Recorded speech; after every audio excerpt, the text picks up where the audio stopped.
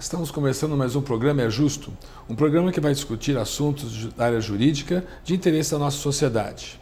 Hoje vamos falar do assunto do agronegócio, seus contratos, seus títulos, e para tanto convidamos o advogado especialista em direito empresarial, Dr. Rogério Mazei. Muito obrigado por ter aceito o nosso convite, doutor. Eu que agradeço, muito honrado aqui em poder colaborar aí com a sociedade e no esclarecimento do tema.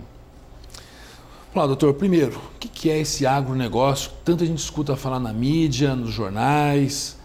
O agronegócio é um dos motores da economia brasileira atualmente, né? Para Ribeirão Preto e região principalmente, onde tem uma forte expressão econômica, né, de atuação, e o escoamento até via Porto de Santos para as exportações brasileiras, tá? Então o agronegócio tem essa relevância para a economia nacional. O que é o agronegócio em si? O agronegócio é a soma das operações de produção, distribuição e processamento dos produtos agrícolas e os itens deles derivados, né?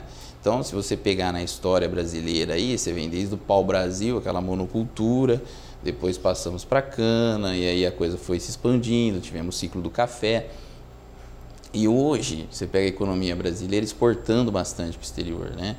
E é um mercado muito interessante, porque se de um lado você tem no direito uma certa crise nos títulos de crédito. Por que crise, doutor?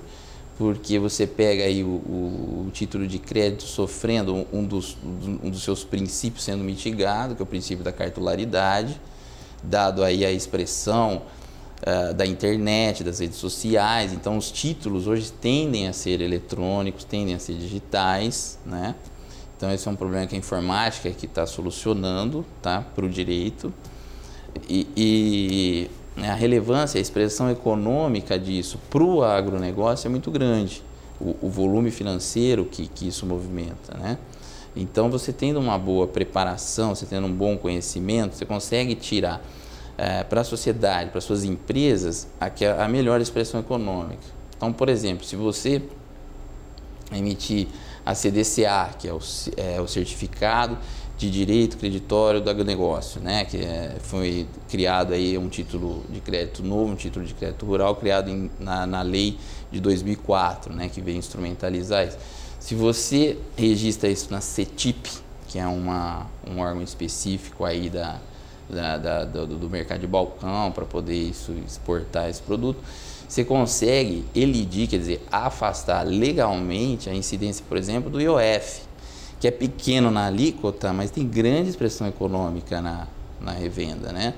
Então, são esses detalhes. Esses contratos não ficam presos apenas, então, àquele setor que produz na área da agricultura. Não Como ficam. Falou, ele tem uma abrangência... Isso, inclusive com os bancos, né? Adentrando nisso, né? Porque o produtor vende, às vezes recebe adiantado, né, o seu crédito, o banco cobra um deságio até receber do comprador, né? Então isso tem operações bancárias que envolvem esse título, né? Então é um tema que tem uma expressão muito relevante na economia nacional atualmente, né? Tá. Quais são os principais títulos que nós temos hoje no agronegócio? Os principais títulos, voltando um pouquinho, né? Os principais títulos de crédito, eles foram sendo adaptados ao agronegócio, né? Você está falando a nota promissória, a duplicata. Nota promissória, duplicata. Então você tem a nota promissória rural, a duplicata rural. Só que com o tempo a coisa vai evoluindo, a sociedade vai evoluindo e as exigências vão ampliando, né? Então nós tivemos a primeira lei que tratou dos créditos do agronegócio, foi uma lei de 1964, que ela criou o Sistema Nacional do Crédito do Agronegócio. Pra você ter uma ideia de como a economia brasileira vai mudando, só em 1994 veio uma outra lei de impacto, né? Que foi a que criou a Cédula de Produto Rural, né? Cédula de Produto Rural, importantíssimo, porque nela você consigna as garantias, tanto para o produtor quanto para o comprador, e o título em si, né? Que vai ter a expressão econômica, tá? Isso em 94. E em 2004 nós tivemos uma nova lei criando os novos títulos de crédito rurais. Específicos, né? Então, a partir de 2004, você começa a falar do CDCA, né? Que é um título muito relevante atualmente e que foi criado, você veja bem, já na vigência do novo Código Civil. Aí surgiu uma discussão doutrinária, até de relevo, né? Que diz o seguinte, fala, como vai ser a regência desse título? Vai ser pelo novo Código Civil? Vai ser pelos usos e costumes? Né? Nós não temos ainda decisão nesse sentido, mas é um título que agrega expressão econômica, né? Então, voltando um pouco, né, dos usos e costumes no direito comercial, né, que sempre teve uma grande relevância. Foram a partir das feiras medievais que se começava a produzir e essa classe dos comerciantes é que foi fomentando essa atividade. Então, os usos e costumes deles é que foi desenvolvendo todo esse direito comercial, né, veio daí. E hoje, por exemplo, você vê no centro-oeste brasileiro, tem um título de crédito, que é chamado título de crédito atípico. Por que ele é atípico? Porque ele não tem um tipo legal, não tem uma lei de regência nele. Ele chama FICA.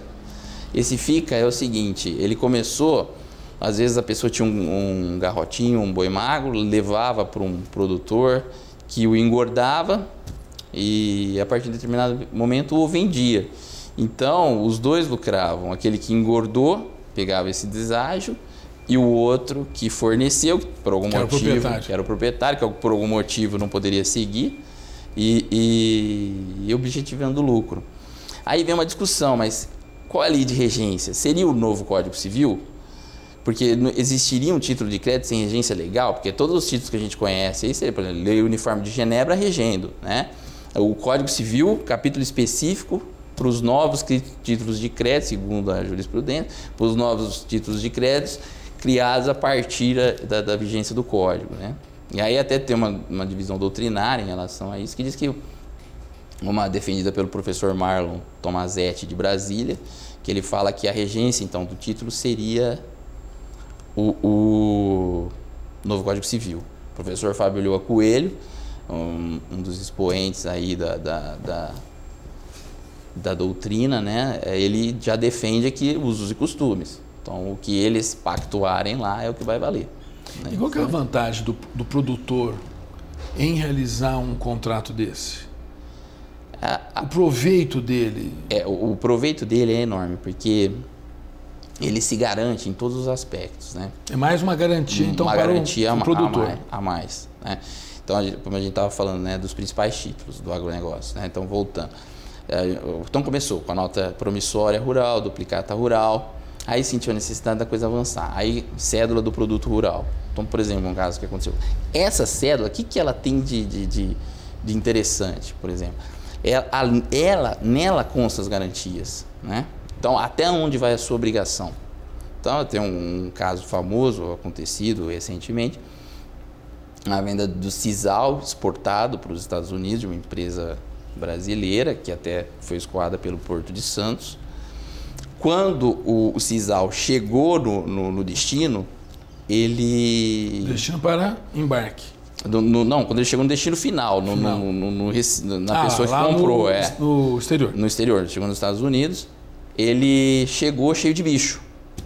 Aí foi se descobrir que um bicho que tinha entrado no caminho, até chegar lá pelo transporte, chegou infestado. Aí de quem é a responsabilidade? Né? Quem que vai ficar com esse prejuízo? Porque o sisal chegou todo no problema. Vem, cédula, o que está constando? O que foi contratado? Então, a obrigação da empresa brasileira, no caso, era entregar até o Porto de Santos. Tá? Então, ela se exime de qualquer responsabilidade a partir daí. Bom, e aí, aonde deu o problema? Né? Se esse bicho entrou no transporte né? até Foi Santos... aqui, foi em Santos, onde foi?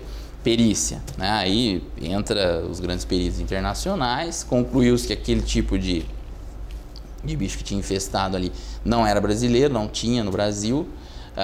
Parece que concluiu-se, se não me falha a memória, no Caribe, que ele teria sido acostado à carga no Caribe. E então a empresa aqui brasileira se isentava e quem teria que arcar com a responsabilidade pelo problema seria o comprador. Quer dizer, então esse contrato aí agrícola garantiu... Essa cédula, né? Um título executivo extrajudicial. Que tem as regras. Que tem, e na cártula dele constando ali as garantias. Quando a gente fala em título, a gente pensa o quê? Um cheque que não tem nada escrito, né? Uma nota promissória que não tem nada escrito. Que é a origem de todos eles, né? Só que esses títulos não, eles são verdadeiros contratos. Eles vão sofrendo especificidades, né? Que os tornam, em razão até da relevância, que os tornam primordiais aí, né? E esses títulos, o produtor rural consegue antecipar alguma coisa na rede bancária? Consegue. Dá-lo em garantia para financiamentos? Consegue dá-los em garantia, que você tem o famoso penhor agrícola, você tem a cédula hipotecária rural, a cédula pignoratícia rural. Então ele consegue, ele antecipa o crédito dele, às vezes dá a safra como garantia, né? Então, para ele é extremamente vantajoso, né? Além de se garantir em problemas como esse que aconteceu, né? Outro caso que teve, por exemplo, envolvia até um banco, isso aconteceu em Minas. A contratação era a obrigação de entregar 600 bovinos. Aí, olha onde desceu a discussão, né? O fazendeiro entregou 300 vacas e 300 bois. Só que o boi tem um valor comercial muito maior que o da vaca. A vaca, apesar de amamentar, apesar de ser um produto de marketing, né? Você tem até chocolate que muitas vezes coloca a vaca como propaganda e tal, mas o boi tem um valor maior de expressão econômica. Então o banco, quando pegou essa garantia, ele quis os 600 bois. Aí a decisão judicial se pautou ipsis literis, bovinos é plural do quê? Vacas e bois? Não, é plural de bois. Então ele não poderia entregar 300 vacas e 300 bois. Ele teria que entregar 600 bois. Então, a coisa é uma especificidade que tem que tomar muito cuidado, né? E o Tribunal de Justiça de Minas manteve a decisão e desceu nesse ponto, né? O plural foi buscar na gramática a definição do caso, do problema, né?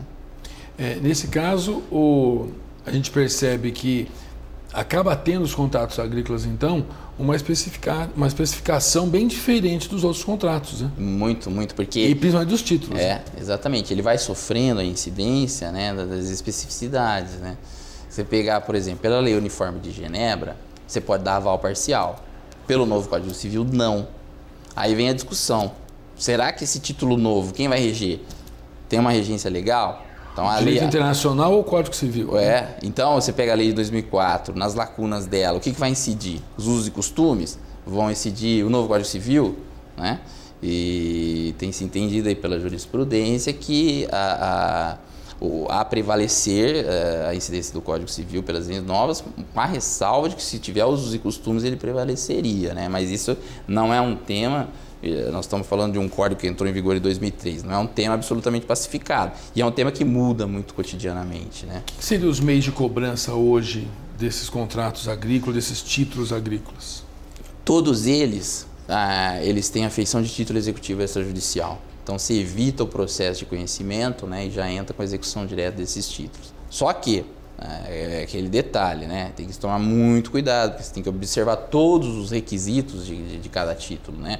Então, a gente falou aqui da duplicata rural, da promissória rural, da CPR, que é a cédula de produto rural, nós falamos da CDCA, tem o certificado de recebíveis do agronegócio, que é a CRA, tem a letra de crédito do agronegócio, que é a LCA, você tem a Agrinote. O que é a Agrinote? Ela é vendida, ela é regida e vendida, ela é regida por uma comissão, por uma instrução da Comissão de Valores Imobiliários de 2005. Ela é o commercial paper do direito comercial, só que voltado para o agrobusiness. Cada título vai ter um procedimento, então, pelo jeito.